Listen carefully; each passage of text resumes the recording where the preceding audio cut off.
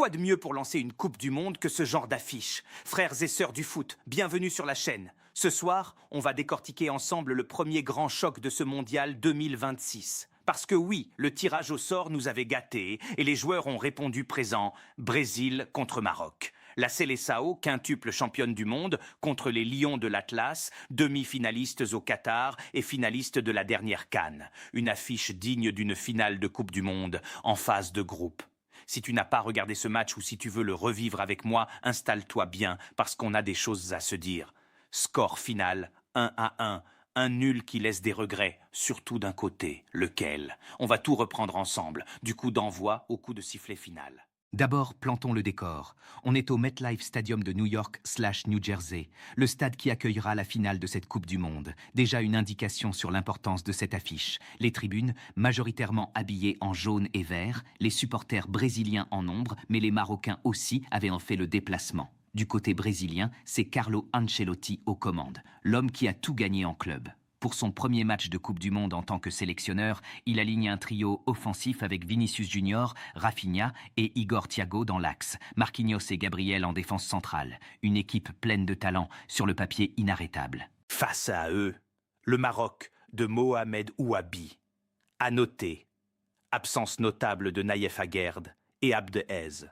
Mais le coach marocain aligne quand même un 11 ambitieux avec Brahim Diaz, Ismaël Saibari et El Kanous en attaque et Bouadi, El Ainaoui et Ounahi au milieu. Une équipe pleine d'énergie et de pressing. Les Lions de l'Atlas sont prêts à rugir. Coup d'envoi et immédiatement, le Maroc prend les commandes.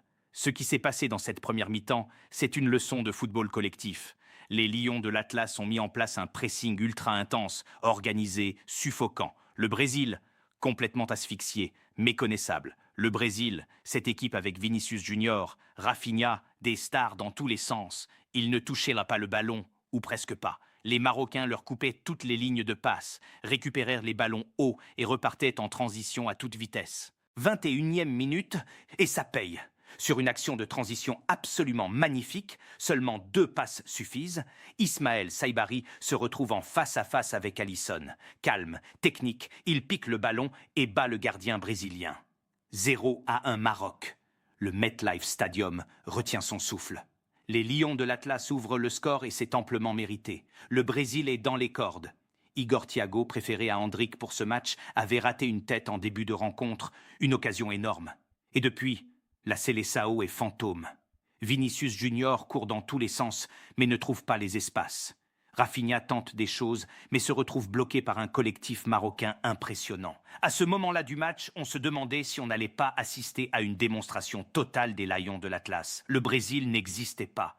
32e minute. Et là, c'est là que le Brésil nous rappelle pourquoi cette équipe reste dangereuse malgré tout. Même quand ils jouent mal, il y a Vinicius Junior. Ce gars-là, c'est de la magie pure. Sur une action individuelle, il trouve le moyen d'égaliser. 1-1. Un seul homme a sorti le Brésil du bourbier. Un seul. Et ça dit tout sur la dépendance de cette Seleção à son numéro 7. Sans Vini, le Brésil perdait ce match. C'est clair, c'est net. Après l'égalisation, le Brésil se sent un peu mieux. L'équipe de Carlo Ancelotti reprend un peu de confiance et commence à mettre plus de pression sur les Marocains. Vinicius et Rafinha se montrent plus menaçants. Les Lions de l'Atlas, qui avaient tout maîtrisé jusque-là, doivent maintenant faire face à la réaction brésilienne. En deuxième période, le visage du match change. Le Brésil, piqué dans son orgueil, sort de sa léthargie. La Seleção met la pression. Vinicius et Rafinha sont plus pressants. Les Marocains, eux, souffrent un peu plus. Le sélectionneur Ouabi réagit et fait des changements, des choix bien pensés, parce que les entrants redonnent un second souffle aux Lions de l'Atlas